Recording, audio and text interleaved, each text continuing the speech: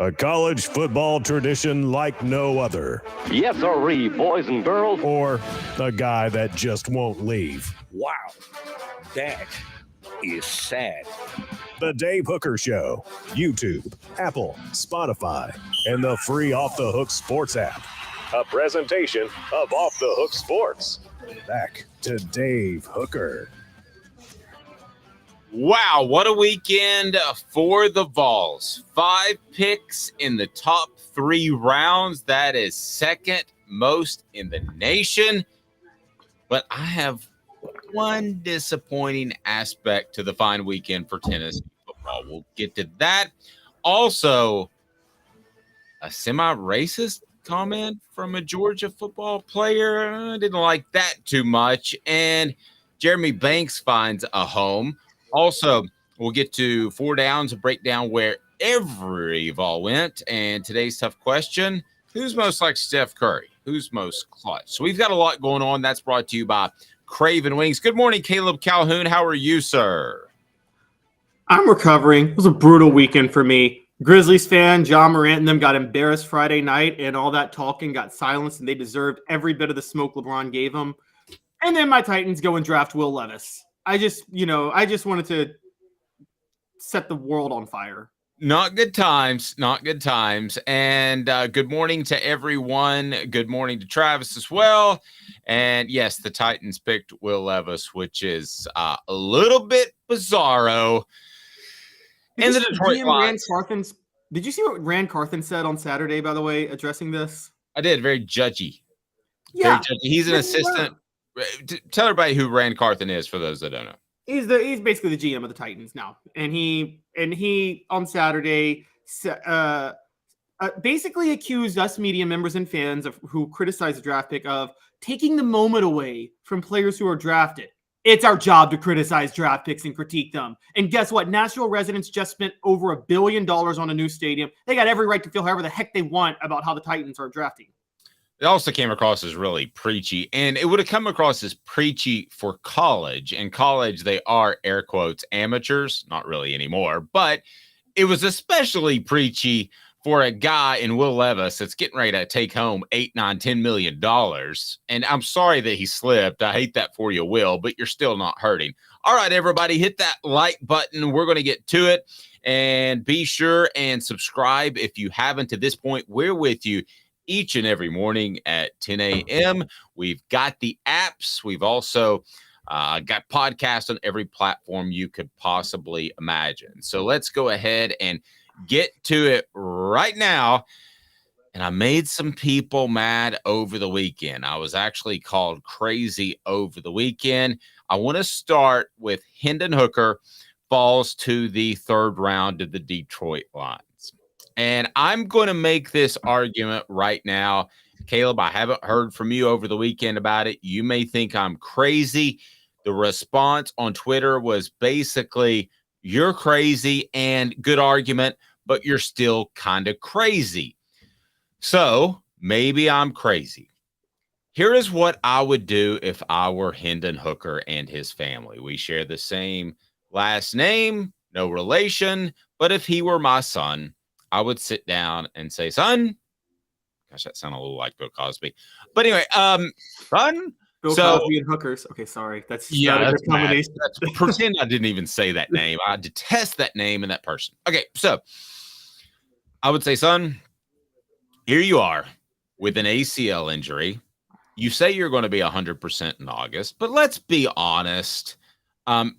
It wouldn't hurt to have a little more time. I know that it's a 9-month recovery, but ACLs used to be a year. So a year's not going to hurt. There's a chance you're going to sit in Detroit anyway. Now, if you didn't check out offthehooksports.com over the weekend, I wrote that, hey, there's this guy named Calvin Johnson who might have been the best receiver in the history of man, but we'll never know because he played for the Detroit Lions.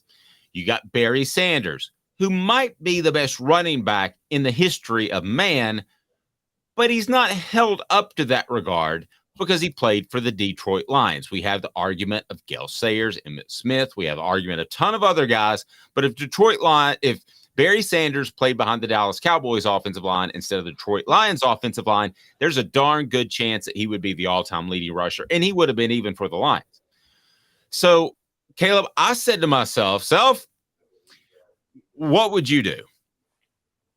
I'd sit out a year, reclassify, go back into the draft. I know it sounds insane, but I'd rather go to a good franchise in the 4th, 5th round in 2024 than to go to the Detroit Lions, who haven't won a championship since the 50s, who are only one of 4 teams, and 2 are expansion teams that played in the Super Bowl. 4 teams have not played in the Super Bowl in the NFL. I'd reclassify and go in next year's draft, which is going to be deep in quarterbacks. I get all that. I know all the facts. I believe I do. Caleb oftentimes will enlighten me to things I'm not aware of. I'm not going to the Detroit Lions. Call me crazy, but I'm taking a year. I'm going to work on my game, and I'm going to see where the chips fall next year. Because in my opinion, the chips can't fall any worse than the Detroit Lions. Caleb, am I insane? I don't think you're insane. I think you're a little incomplete. Okay. If I can be fair on this. You're looking at a Detroit Lions franchise that they drafted Calvin Johnson in 2007, I believe. They drafted Barry Sanders in, 1989, 1990, around them. You're looking at them under the time when they were run. So that, for those who don't know, they've been run by the Ford family since the 1960s. Right. You're looking at the period when they were run by William Clay Ford Sr., who owned the team from 1964 to 2013 when he passed away. He was the standard of incompetence and patheticness and everything bad. I mean, this is the guy that, when he was owning Detroit, Ford started making all the cars that ran their company nearly into the ground in 2008. To their credit, they didn't take any bailout money. But I would say that the Ford family, it depends. They now have Sheila Ford Ham running the show. She took over in 2020. And I do actually think it's run a lot more effectively than it was then. This isn't Amy Adams Strunk taking over for Bud Adams and being just as incompetent as Bud Adams was, which is what's happening with the Titans. I actually think that the Dan Campbell hire was good. They were 9-8 last year. I think we're looking at a different type of franchise now. Okay. So it's one of 2 things or somewhere in the middle. It's Dan Snyder taking over the Redskins, which we would have said the Redskins will be great under Dan Snyder because he spends a lot of money when he bought the team. Now we know that was a complete disaster. Jerry Jones, on the flip side, we thought this guy just fired Tom Landry. He is a complete loser. They go on to win 3 Super Bowls. Or it's somewhere in between, likely somewhere in between. It's not a disaster. It's not going to turn out to where Hendon Hooker probably wins 3 Super Bowls, but it's probably somewhere in between. And you bring up the last 3 years since they've been run by somebody not named Ford. I get that. Caleb Giroux, Ford, just a different Ford. Right. Caleb Giroux, he brought up over the weekend that the Detroit Lions were better last year. But here's where you guys are missing it, and I love you. You're basing Hendon Hooker's future, which to me is precious because I really like the kids. You'll find that I like guys that I've covered and respect more than the Dallas Cowboys. I'll say I'm a Dallas Cowboys fan, but I'd rather see Hendon Hooker win a Super Bowl than the Dallas Cowboys, to be real honest with you. So you are basing that off a half season. Giroux is a half season last year. You're basing it off 3 years. Calhoun, I'm basing mine off 70 years.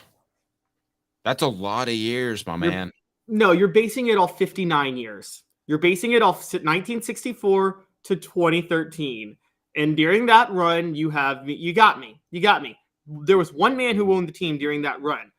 Look at what Detroit did before then. They actually had a pretty good franchise in the 50s. Darius McCord, a couple former Vols, actually played for Detroit. I think they won 3 NFL championships back then. It was when William Clay Ford took over in 1964 and was just a model of incompetence for 60 years. He's no longer there. Or 50 years. Maybe 49. What's 2013 minus 1964? That's 49, actually, isn't it?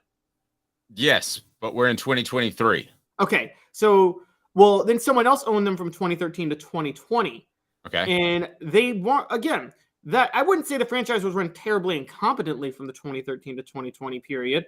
Calvin Johnson did retire during that time, but let's be honest, the makings was already there for Calvin Johnson to retire before William Clay Ford Sr. passed away. It's all about William Clay Ford Sr. He was the model of failure. He was the Dan Snyder. He was the Jerry Jones post the 3 Super Bowls. Not to be a sticky point for you.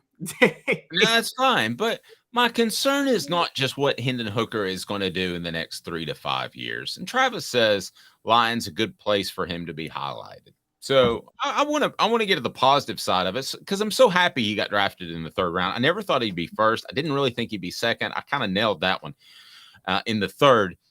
So there could he be highlighted? Yes. But here's the concern. You took away Calvin Johnson and Barry Sanders' desire to play football. And that is not just kind of stumbling through like some other programs did. That is a program that is a franchise that is so bad that guys quit in the middle of their Hall of Fame career. That's my concern, is that it takes away Hendon Hooker's love for the game. It's not just that they might not make the playoffs for 5 years. It's much more than that, Caleb. And that's my biggest concern for one of the finest young men that's played football for Tennessee in my lifetime. Yeah, but there are franchises that have driven people into early retirement, but still also produce Hall of Fame careers. I mean, in a reverse, look at the Colts.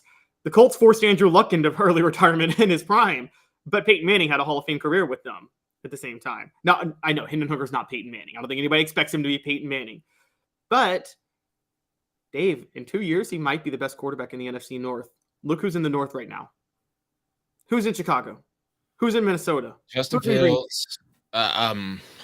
Yeah. I mean, yeah. I mean, I get it. I'm basing it off history, Caleb, and they've been a bunch of losers. And I know what I'm saying. I know what I'm saying is very drastic, okay?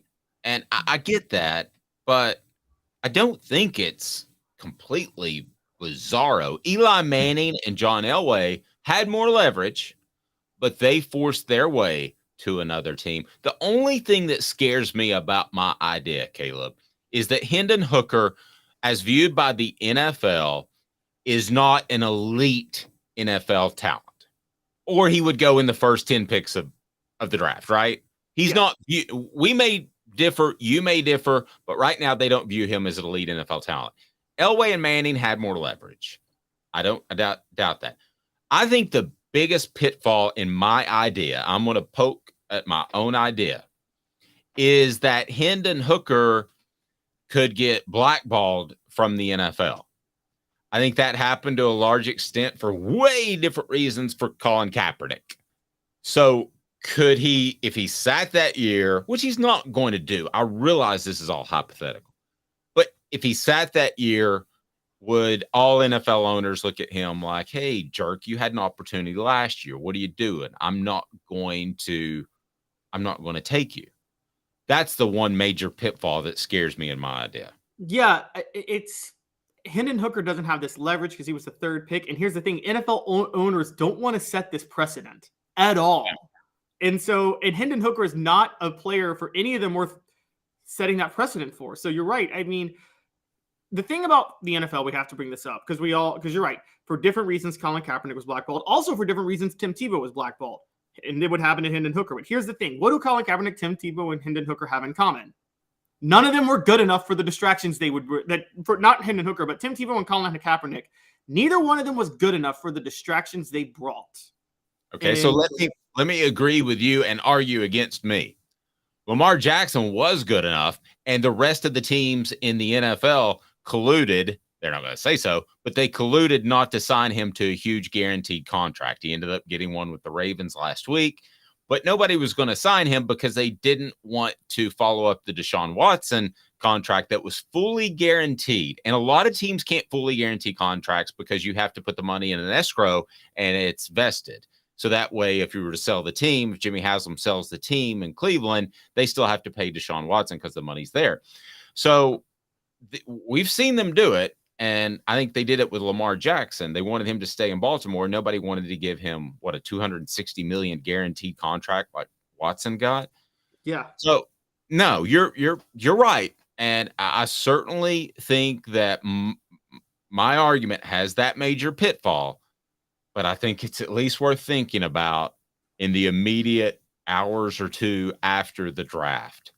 I don't. And let's just talk about, changing leadership for a minute. Let's take Tennessee, for example. Big Jim kind of moves a bit to the back. Jimmy Haslam becomes to the forefront as the main booster for Tennessee. And look what happens to the program. Tennessee fans finally revolt. Jimmy Haslam is he's a booster, so he's not forced out, but they've basically taken power back from him over the last 2 years. And hey, look at that. Football's finding success again.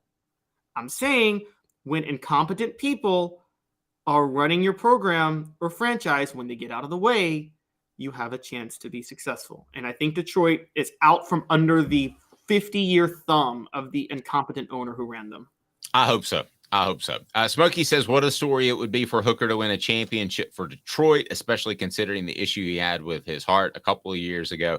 This kid, I mean, everything stacked against him. You had the heart issue. You had Justin Fuente, who basically threw him under the bus. I don't know if you read those quotes, Caleb, that he didn't like playing in the cold, which was just absolutely silly.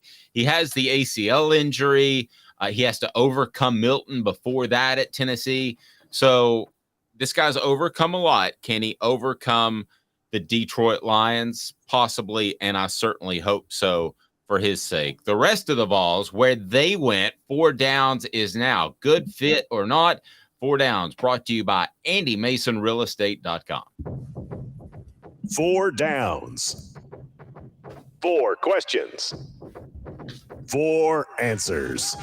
The Dave Hooker Show. 4 Downs. A presentation of OffTheHookSports.com. We'll get to the free agents as well, but let's go to 4 downs and get Caleb Calhoun's thoughts on these cats, the other 4 that were drafted.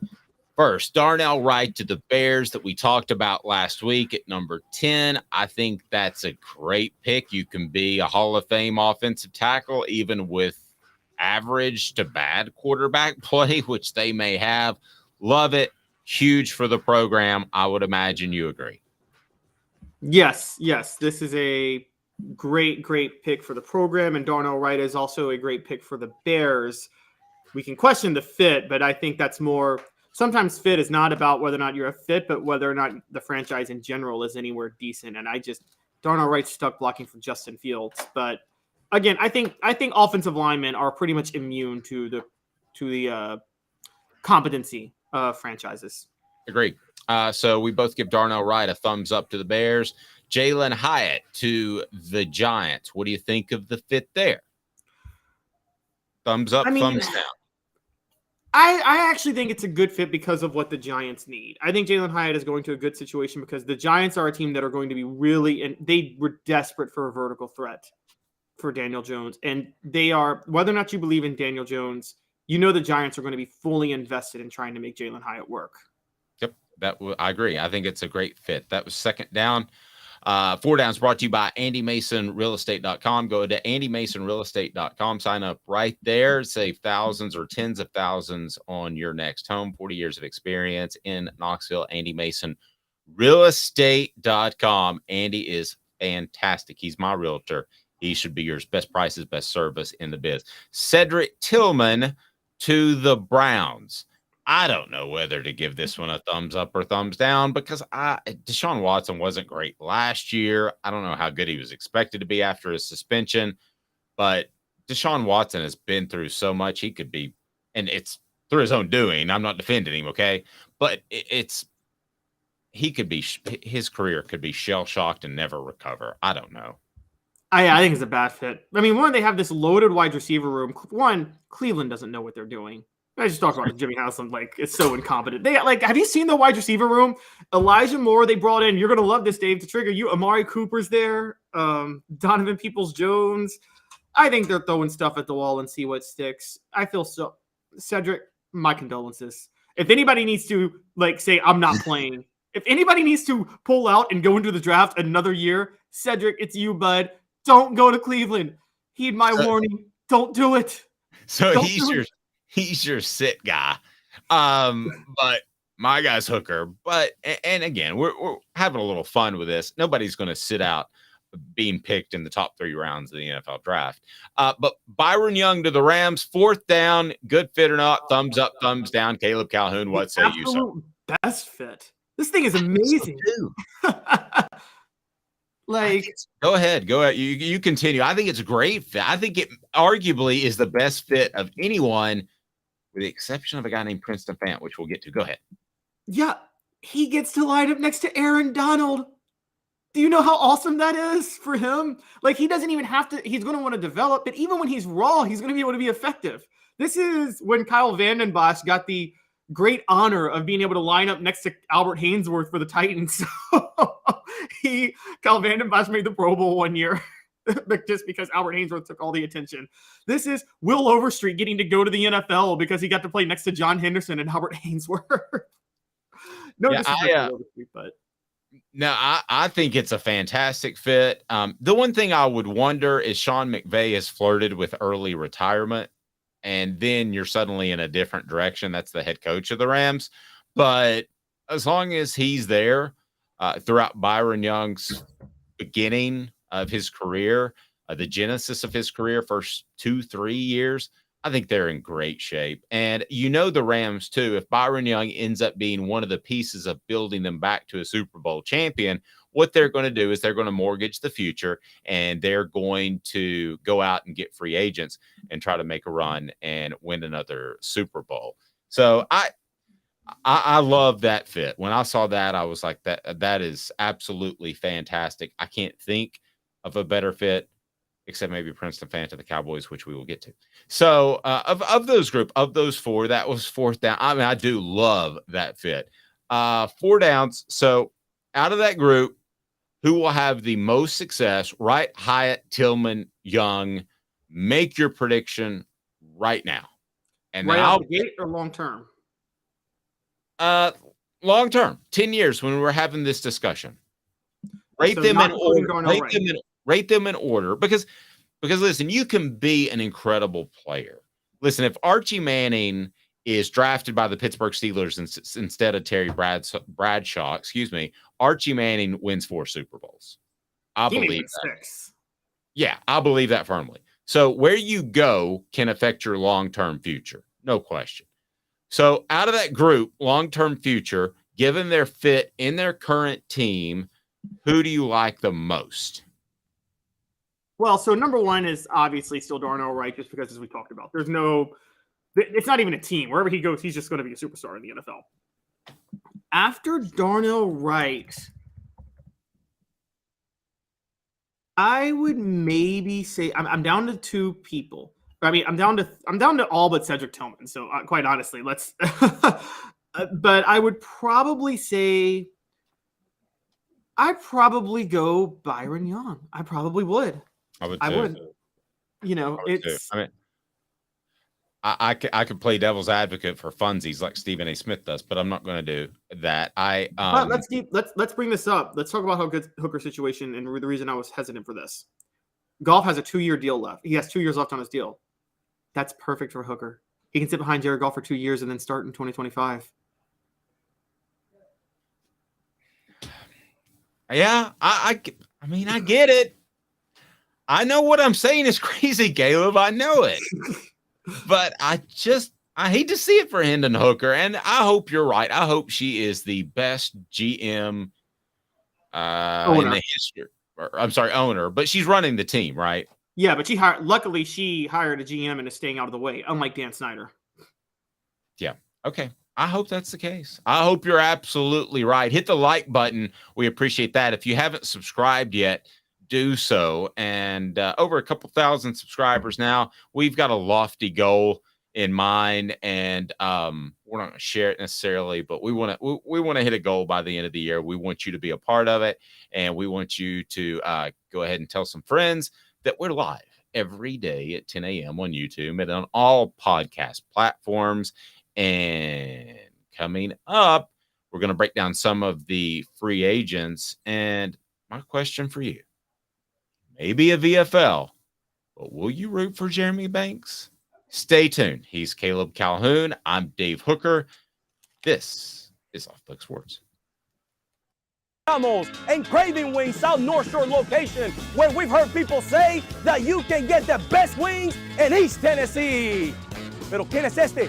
El número 87, Jacob Warren. I'll just do 6 on my sauce 87, please. Imposible, señorita. Dale 6 más. Look at these wings. Perfectas, deliciosas, fantásticas. Man, I don't know what you're saying, but it sounds awesome. How do you say fresh, never frozen in Spanish?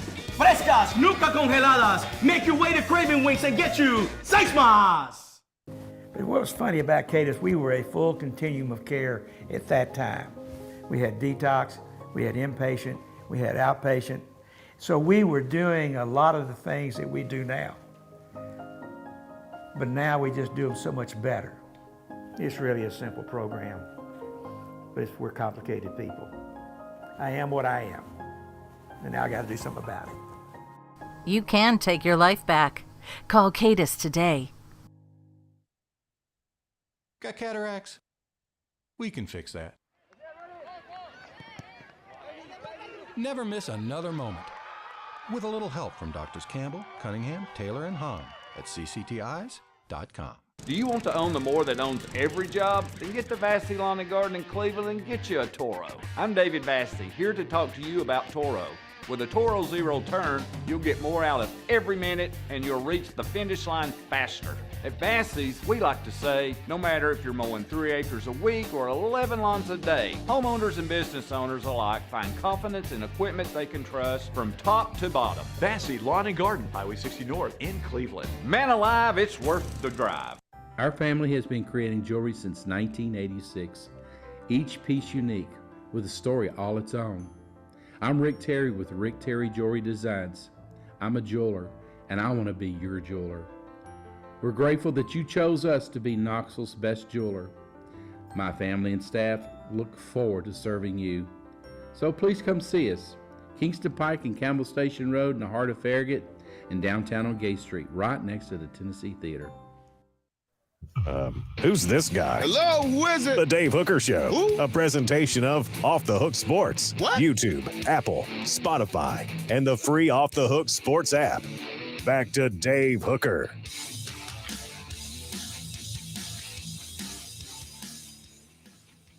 I think there's a debate on the message board about Calvin Johnson. Calvin Johnson is the most physically gifted receiver I've ever seen in my life. That being said, Jerry Rice, in my opinion, is the best receiver ever. Randy Moss is certainly right there with the most gifted receiver I've ever seen in my life. But I just don't know what Calvin Johnson would have been because he never had a great quarterback to throw to, even at Georgia Tech. And this from Hoghead, perhaps the Bucs can get good and Banks can ruin a magical season out of personal greed. Ouch. Maybe. With Tom Brady right there, maybe Jeremy Banks will even more so expect to make more money than the quarterback. Yeah, and I didn't say greatest receiver ever. That is Jerry Rice, no question. But greatest talent I've ever seen, I can't imagine if Calvin Johnson were much younger and went to the Niners in the 80s. Dave, I'm disappointed in you saying Jerry Rice, and I'll tell you why. I do believe in the 49ers won 2 Super Bowls before Jerry Rice got there. And he was on those teams.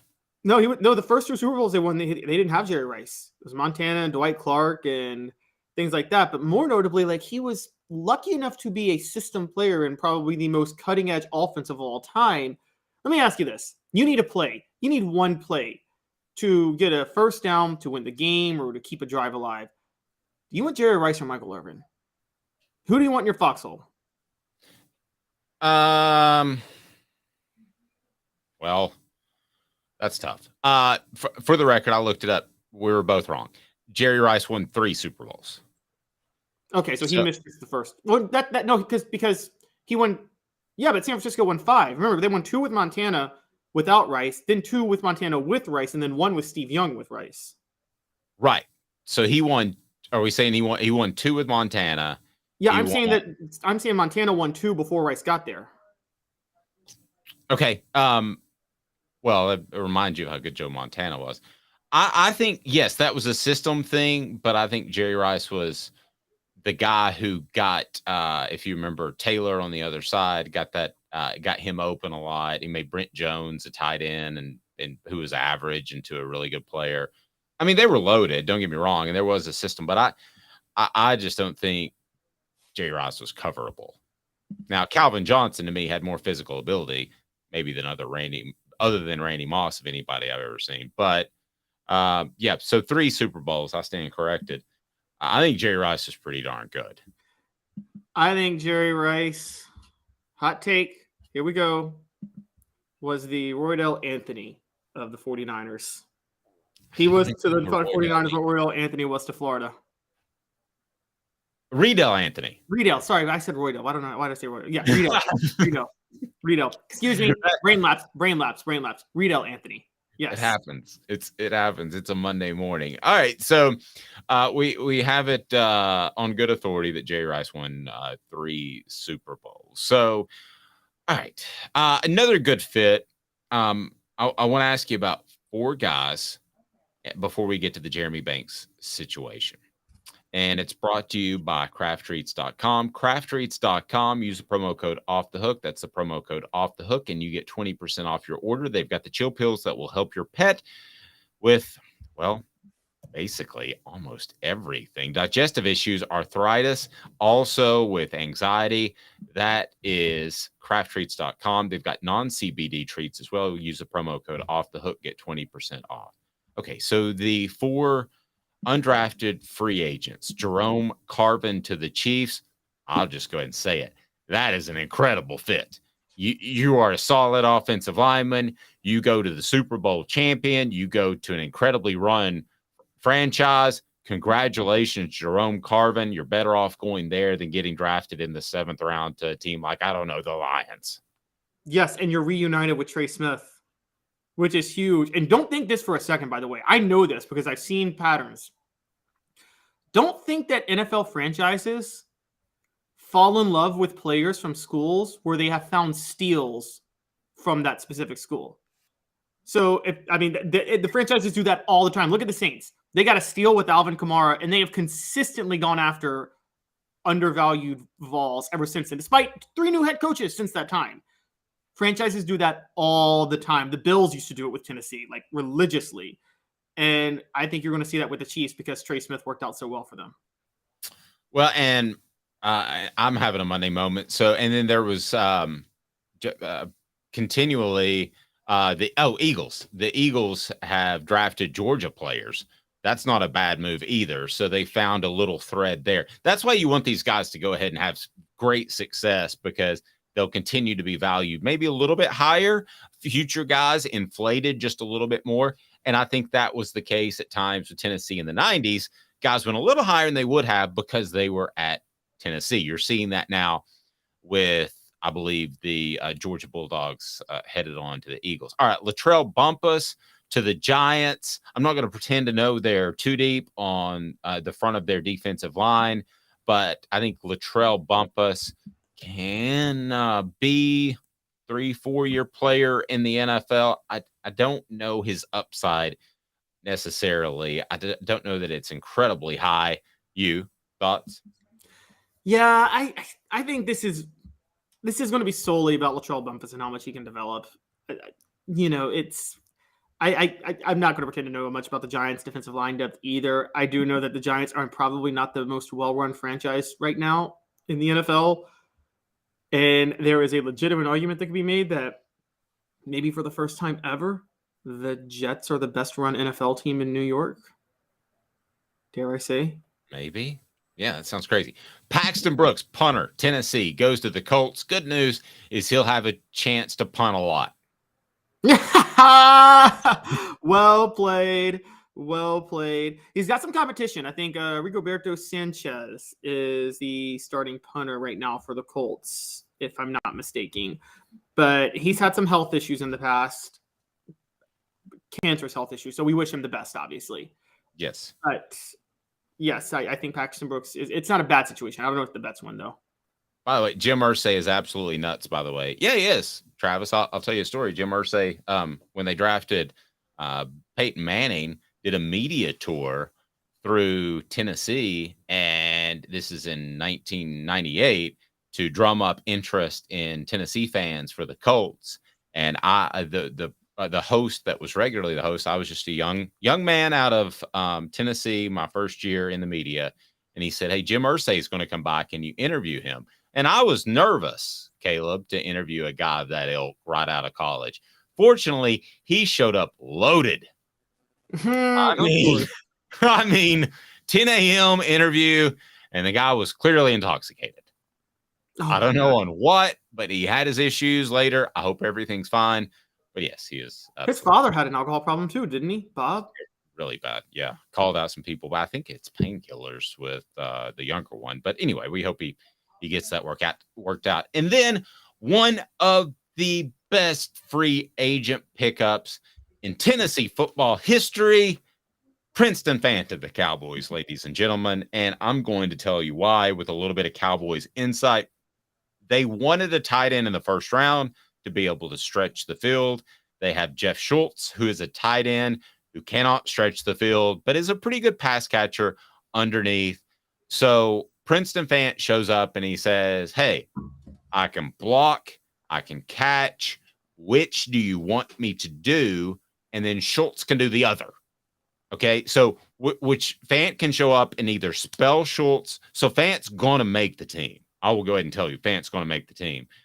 Schultz can either be the blocker or he can be the pass receiver, whichever Princeton Fant is not as good as when he shows up. That is a monstrously good fit. Love it, love it, love it. Yeah, I actually agree. And I also think the move, this is one of those moves that if the Cowboys thought he was going to get drafted, they would have drafted him. The only reason he's undrafted is because they knew nobody else was going to draft it. They felt pretty safe signing him as an undrafted free agent. But I'm pretty sure they would have used a 6th or 7th round pick if they felt they had to get him. And the Cowboys have a pretty, again, history with programs. Cowboys have a pretty good history with overlooked tight ends. There's some guy, seemed like his name was Smitten. Oh, Jason Witten. Maybe that was the guy. Okay, so Jeremy Banks. Jeremy Banks strikes a chord. Jeremy Banks should strike a chord. Jeremy Banks goes to the Bucks. So is Jeremy Banks a VFL? Will you root for Jeremy Banks after what happened in the Columbia collapse of 2022? When he was a big part of it, when he missed a practice the Monday or a team function, a Monday before the South Carolina game. And then there was an altercation with Joe Milton because Hendon Hooker, I was told that it had to do with stepping on the tee, which Banks was just basically reacting to the fact that he might be suspended on Saturday, that he was in trouble. And I think the entire defense felt they were overlooked because the offense was so good. Nevertheless, by all accounts, Jeremy Banks acted selfishly and out of line, and that led to the Columbia collapse. Will you root for him? Should Tennessee fans root for him? No, and I'll tell you why. I'll tell you exactly why. How he responded at the pro day interviews about it. Or it was at the pro day or the combine where he was like, there was no reason for me to not be out there with my brothers and my teammates with South Carolina. Basically, all but saying Josh Heupel did him dirty, keeping him out of that game, and that he wanted to go to battle with his brothers. If you wanted to go to battle with your brothers, you shouldn't be trying to break their face in the weeks leading up to practice, and you shouldn't have to have another quarterback hold you back from fighting them, and you shouldn't be skipping practice in November when a college football playoff berth is on the line. I'm sorry. Jeremy Banks has no remorse for what he did, totally thinks that he was in the right, cost Tennessee a shot at the playoff. Yeah, and by the way, this is why he wasn't drafted. He would have been a 5th to 7th round pick. Let's be honest. And Dave, you and I know this as well as anybody. I don't need any source to tell me this. I just know straight up Josh Heupel sandbagged him at the pro day interviews and pulled the scouts to the side and said, and told every dirty detail about Jeremy Banks. I don't think that's sandbagging. I think that's being honest. When I say, you're right, I don't mean sandbag in a negative way. I think Heupel straight up had no problem saying everything negative about Jeremy Banks and was the reason Jeremy Banks wasn't drafted, because I think everybody heard what Heupel, I think a lot of scouts heard what Heupel said about Jeremy Banks, and he did it to himself. And I'm totally pro Josh Heupel doing that, by the way. Okay, so you won't root for him, and you don't think Tennessee fans should root for him. I'm going to say that you should root for him because in 3 years, the average, not Tennessee fan, but the average NFL fan, the average, more importantly, prospect that is in high school watches Jeremy Banks and he says, man, that guy didn't even get drafted. Now he's a Pro Bowler in the NFL. I don't think he's going to be, but if he is, then that just helps Tennessee. All of this comes down to what you should care about other than your emotional feelings about these players. You should root for them to all do well because it helps Tennessee in recruiting. I will tell you why it will not help Tennessee. And you want me to tell you why? Okay. All right. I'm interested. I'm basing this off what you've told me, by the way. You told me about how Fulmer sandbagged Jason Witten, and that was a sandbag, like an unfair sandbag where he just threw him under the bus because he was mad that he didn't come back for his senior year. And there is no doubt in my mind that Jason Witten going on to be successful in the NFL killed Fulmer's credibility with recruiting. And I think it came out. So if Heupel, who I think had everything to do with Jeremy Banks not getting drafted, if Jeremy Banks is successful and goes to the Pro Bowl, word's going to get out like, hey man, this guy was undrafted because of what Heupel said about him, and look at how good he is. What do you think he's going to say about you? Man, that's a good argument, Caleb. I've been doing this for a while, and that may be the best argument you've ever had. Okay, but if he's wrong on one guy, if Heupel ends up being wrong on one guy, and I think both of us think that the chances are Jeremy Banks is going to continue his jerkitude in the pros and not be a great pro, right? Do we both agree on that? Okay, by the way, he has severe limitations physically already. So, I mean, just on the field. I think if you're Josh Heupel and you're 1 in 10 of being wrong about guys when you talk to scouts, I think you're okay. But you do bring up a great point. If he goes on to be the next great linebacker, then yes, then that makes Heupel not look so great. But I don't think that's going to happen. Travis says he wasn't that good to begin with. How good was he in retrospect? If you want to go back 2 years ago, if you want to go back to 2021, coming out of that season, I thought he was on the verge of being a playmaker, maybe not superstar, but standout in the SEC.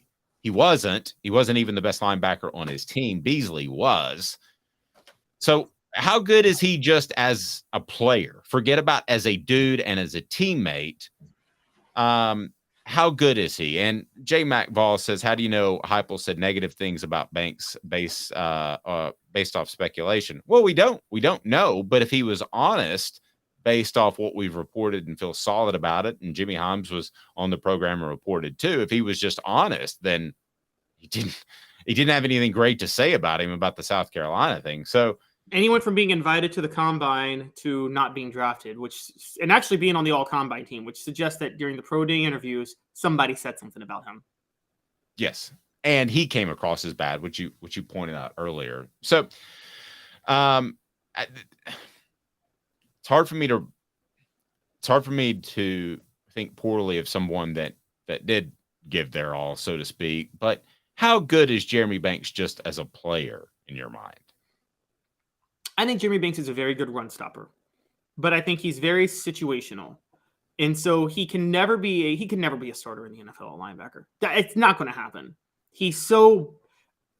I said this when I was still defending his character. I thought he had turned a corner after the arrest. I was wrong.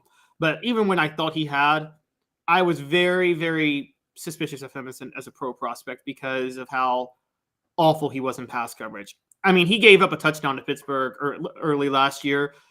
The way he got lost in coverage was one of the most embarrassing things I've ever seen for a linebacker. So I think that Jeremy Banks he's a run stopper, and that's it. And he's athletic enough to where if a coach says, hey, run through the gap's going to be in this part of the line and run through that gap, he can do it. Yeah, he's also to some extent a sideline to sideline run stopper. I think he has the physical ability of that. So sometimes when we say run stoppers, we kind of think like a Mike Singletary who plays between the tackles. I do think he can get sideline to sideline. I question his coverage ability, and of course, it's very fair to question his character. And in this NFL, linebackers have to be able to cover. They've spread the field so much now. Yeah, I mean, how's he going to do against Amendola or one of these slot guys that are all over you and finding holes in zones and that are incredibly athletic, quick, shifty? Bassey Lawn and Garden, man alive, it's worth the drive. Bassey Lawn and Garden, whether you're in Nashville, Knoxville, or Chattanooga, they're in Cleveland, Tennessee. They've got your industrial mowers, they've got your commercial mowers, and they also have residential mowers. If you're restocking the fleet for your business, or perhaps you are starting up a new business, Bassey Lawn and Garden, go to Bassey.com. That's Bassey.com, and you will be well taken care of, as their buying power will save you thousands and thousands of dollars. That's Bassey Lawn and Garden, man alive. It's worth the drive. Travis says, we know he was never an Al Wilson. No. That's so blasphemous to even bring Al Wilson up. Like, there's like 100 linebackers between Al Wilson and Jeremy Banks. Maybe 500 Tennessee linebackers between Al Wilson and Jeremy Banks. Yeah. Orange Blood, thank you, sir. Like, share, and subscribe. Do that. Big crew on board already. So glad to see that. Now, the most clutch Tennessee player of all time. Why do I ask this? Because I'm going to tell you who it is next. And the guy who's most likely to do a Steph Curry, who dropped 50 in game 7. Most clutch Vol of all time. I'm just going to tell you it is in my lifetime. Right after this. I know you like the heat. You got to try my signature sauce 87. Dude, you know I love you and I love to try your wing sauce. But when it comes to wings, I need them really hot. I hit 105 on the radar gun. I need to be pretty spicy. Yeah, I know that, man. Look, if sauce 87 isn't enough for you, I guess you can try the Holy Moses or the Grim Reaper. Now we're talking. Take it from these Farragut Admirals. When you're craving wings, it's got to be Craven Wings. Visit them online at cravenwings.com. With all that sun, sand, and salt water, the beach is a very relaxing place. Unless you wear contacts. Ow! Open your eyes to the best the beach has to offer with LASIK vision correction from Campbell Cunningham Laser Center. Hi, Mike Davis here with City Heating and Air, reminding you to always dare to compare. Our team provides quality local heating and air service, installation, and maintenance across East Tennessee. We use only the best equipment like American Standard heating and air conditioning for your residential, new construction, or commercial needs. Honesty, dependability, and customer satisfaction have been the cornerstones of our business since 1961. City Heat and Air. Dare to compare. Before Cadis, I was really heavy into the drug culture. I was selling drugs. I was just constantly in pain. I was missing like a good support system in my life. Cadis has given me everything that I need in order to successfully have a wonderful recovery, in order to have a life that I didn't even know was possible. And it's not just about me anymore, and I love that. I absolutely love it. You can take your life back. Call Cadis today.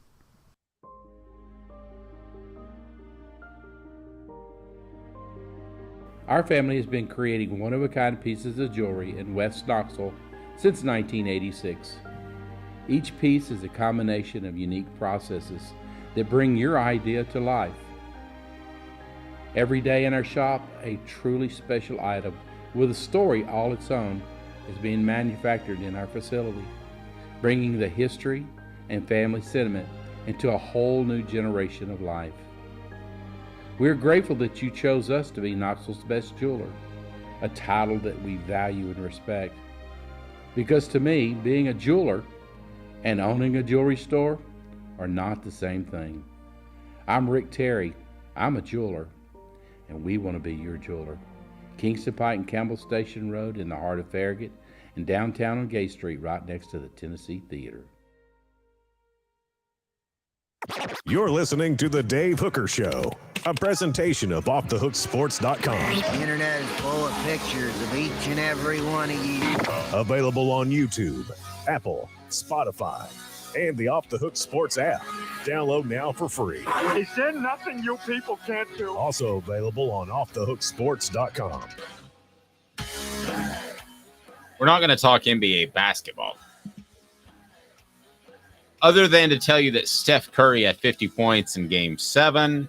That's clutch. Almost single-handedly carried the Warriors across the finish line as they beat the Sacramento Kings. They'll play the Lakers next. So it makes me want to ask you this question because that's as clutch as they come.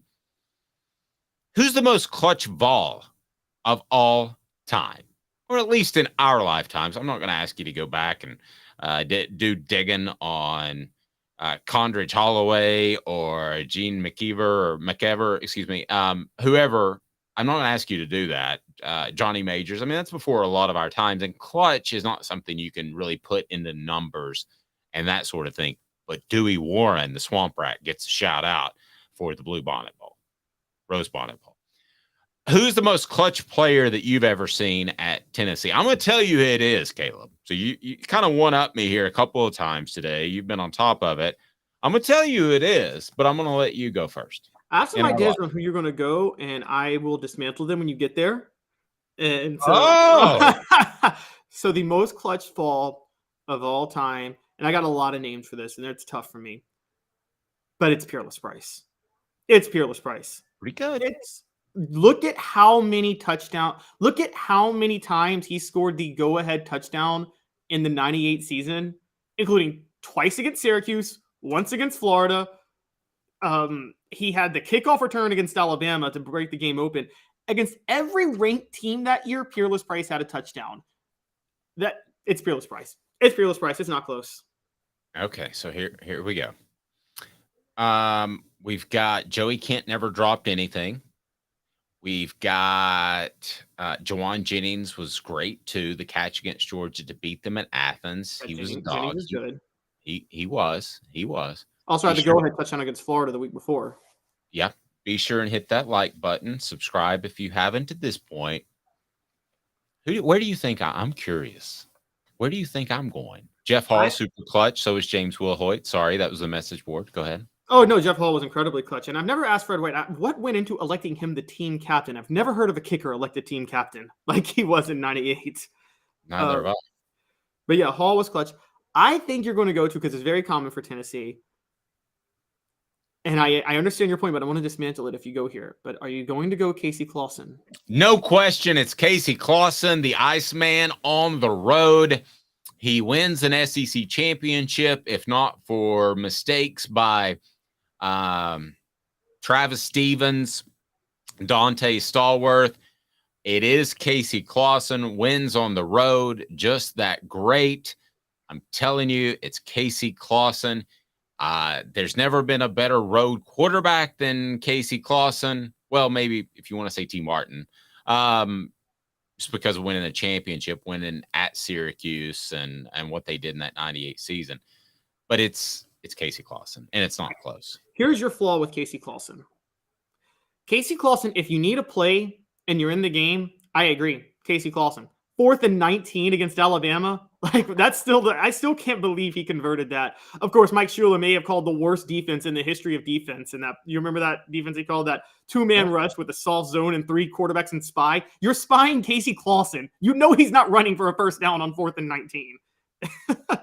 Agreed. But and against Auburn that year, there was a 4th and 13. But here's the flaw with Casey Clausen, and this was very common when he was at Tennessee. When it was a back and forth game, he was going to be clutch in the end. If the game ever got a little bit out of hand, though, and you felt it was going to slip away from Tennessee, Casey Clausen could never re-rally the troops. And so to give you an example of that was 2003 Georgia, the Sean Jones 99-yard fumble return, maybe the most infamous play in Tennessee football history. You were covering that game, I'm guessing, Dave, right? Yes, I was there. Yeah, it was bizarre. I still can't believe that play happened. I can't either. And because Tennessee was about to score, go in up 1. Instead, they're down 20-7 at halftime. That team folded in the second half. And I'm sorry, that's on Casey Clausen. You don't let your team fold the way he let them fold. They quit after that fumble because they were so demoralized. If you're going to go quarterbacks that I think we're actually may have, that's part of being clutch, staying level-headed when the snowball starts. See, I think Andy Kelly has Casey Clausen beaten that category. Andy Kelly was the guy when the snowball was rolling against you. He wasn't quitting, and he could rally the troops like nobody's business at Tennessee. Well, no, nobody's perfect, but Andy Kelly, the year before, I believe it was 91, the year before the miracle at South Bend, he did throw an interception late against Notre Dame in Neyland Stadium that cost Tennessee the game, and he admits that he should have put more air under the ball. He threw an interception on the final drive as they were going in for a score. So nobody threw an interception on an out route at Auburn in 03. Right. Nobody's perfect. I mean, nobody's perfect. Yes. But as far as, I guess maybe that, but then Andy Kelly goes and leads them to a win at Notre Dame. So, I mean, I like, come back. Oh, it was unbelievable. Sorry, buddy, but I just think it's Clausen. And also, let's not forget some of these wins that Clausen gets credit for. Okay, the Miami game. Casey Clausen had nothing to do. The reason Casey Clausen gets credit for that game is because he didn't turn the ball over. That was a Trent Dilfer win if I've ever seen one in college football. Clausen's Miami game. He didn't win that game. The Florida game in 2001. Okay, I know people give Clausen credit, and he was very methodical and poised in that game. That was Travis Stevens. That was Travis Stevens in the offensive line, and Florida could not get a stop. I don't know how Tennessee ran down their throats like they did in that game. But that was all mostly Travis Stevens. And guy criticized a lot. We have to give John Chavis credit for coming up with the Prowler package. Oh, yes, that's right. Now, where Clausen was clutch, I will say where it stuck out must have been his second start. They're playing South Carolina. Lou Holtz on the road in 2000, and Clausen leads a late game-winning drive, like a long 14-minute drive, or 10-minute drive that was incredible for Tennessee to win that game. So Clausen definitely had his clutch moments, and I've always felt Casey was one of the most underappreciated quarterbacks in Tennessee history. I just felt he had a bad habit of when the snowball started, he had trouble reversing it. I thought it was that way with 2002, the rain-soaked swamp game. He had trouble with that. He let the Alabama game get away from them that year, the 34-14 Alabama game. He let the Miami game get away from him. And then in 2003, he did almost need to come back to Auburn. But then he let the Georgia game get away. And then his final game, the Peach Bowl, I mean, he let that one get away from him. And so I just think that it's not the losing. Look, Peyton Manning had this problem too when he was in college. By the way, underrated clutch quarterback. Everyone says he's not clutch. Go look at that SEC title game. But it just seemed like when the snowball started on Peyton Manning, it started. If it rained, it poured. Well, I have trouble saying that Peyton's not clutch. He's somewhere in the middle. I don't think he's 100% clutch. I think the entire program got tight against Florida, but that'll always hang over him. So fine, let that hang over him.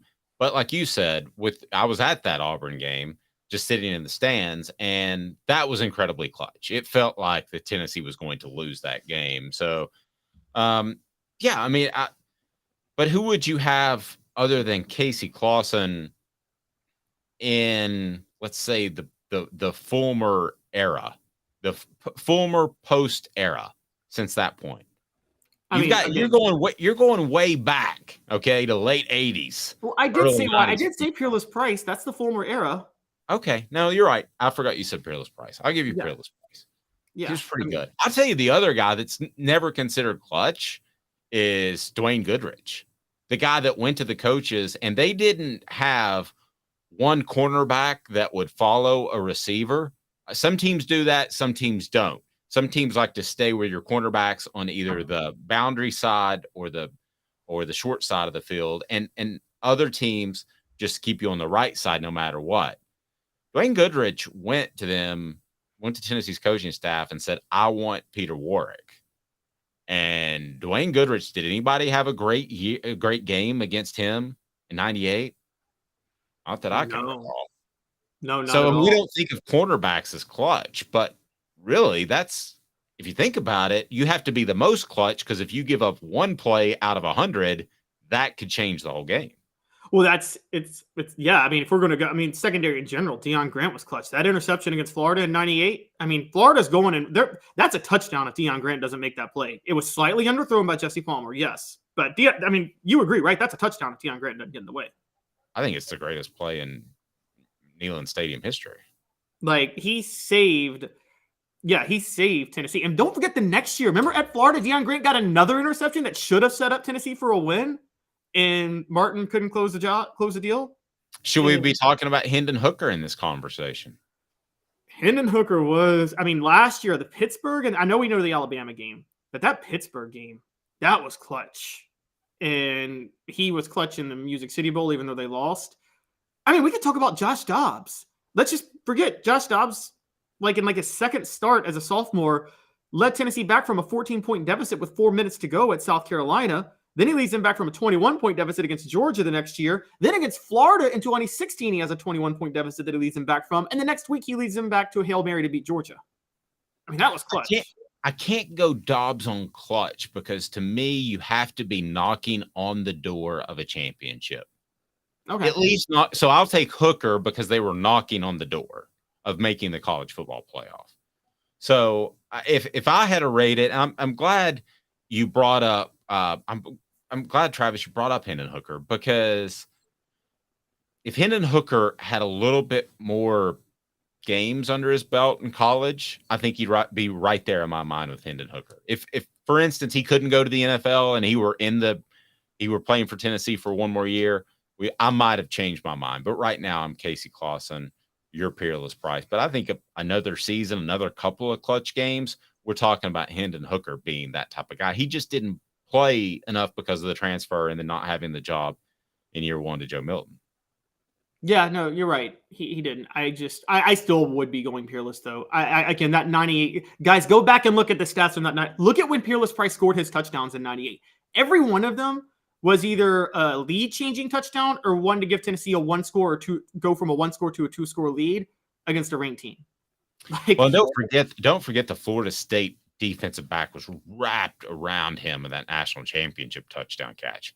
I mean, yes. I still remember I didn't think when that ball was in the air coming down, I was like, oh, he's covered. That's not going to be completed. I'm like, oh my gosh. And not only did he catch it, but he had the wherewithal to get away from him. Campbell Cunningham, Taylor, and Hahn. Look at me. I'm not wearing glasses. I'm not wearing contacts. It's awesome. Campbell Cunningham, Taylor, and Hahn has local doctors that will perform LASIK, that will perform cataract surgery, and just your regular annual visits at their vision center. They are phenomenal. Campbell, Cunningham, Taylor, and Hahn. You will absolutely love them. And again, they're local.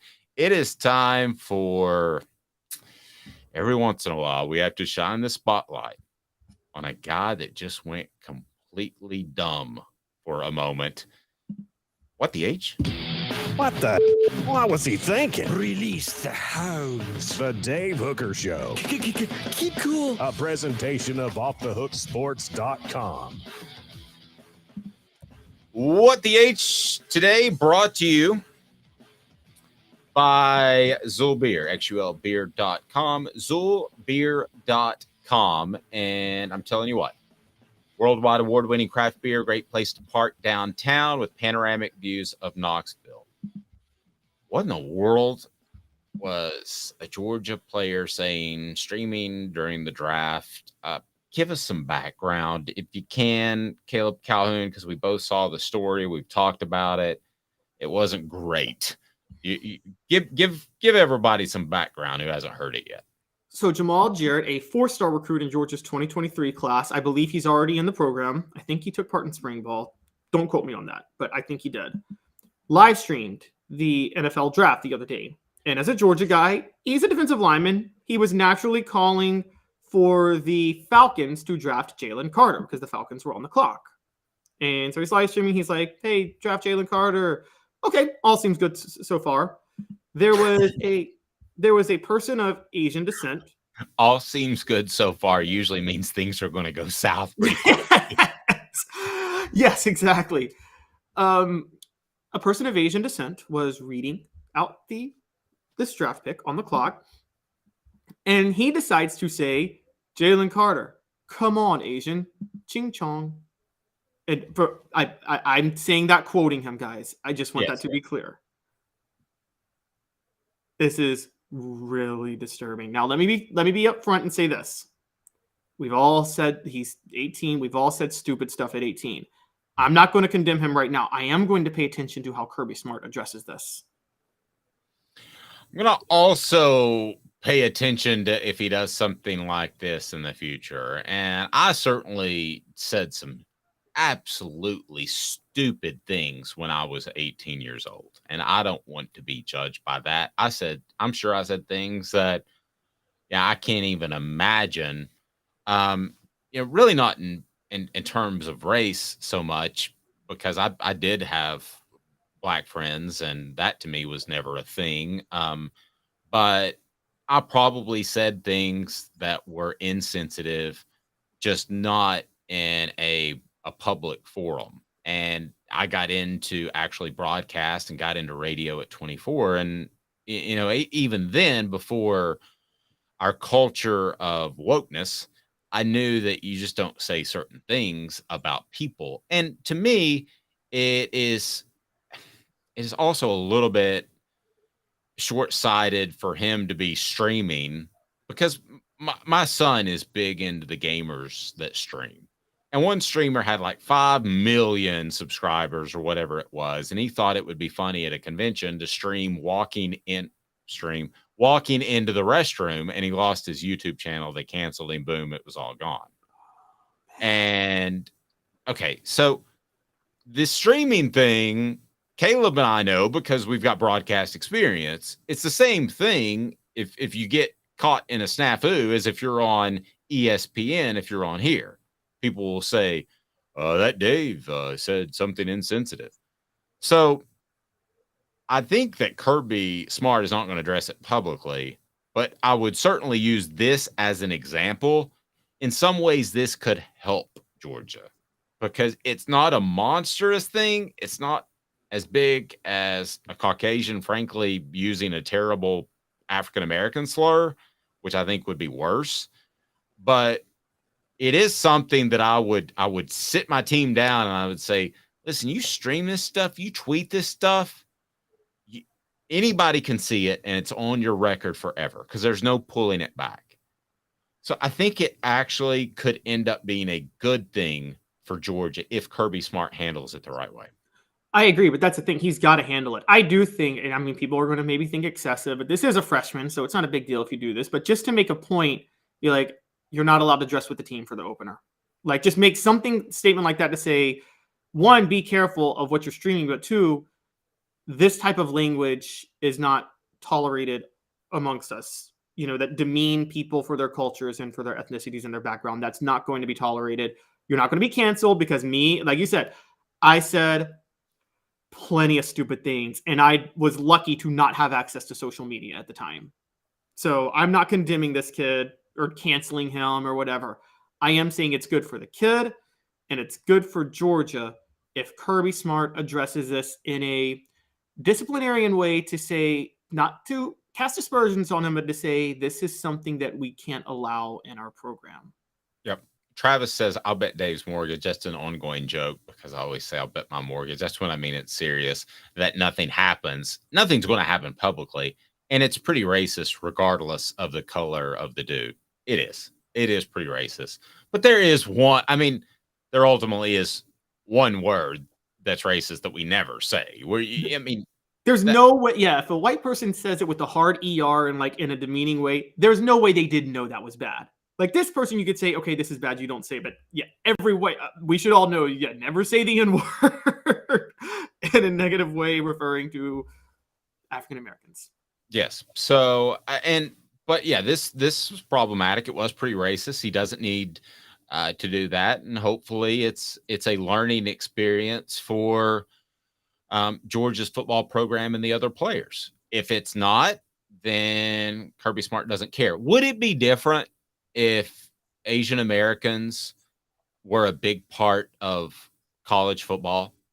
In other words, if African American said something about a Caucasian, or a Caucasian said something about an African American, would it be taken worse, because those are the two primary?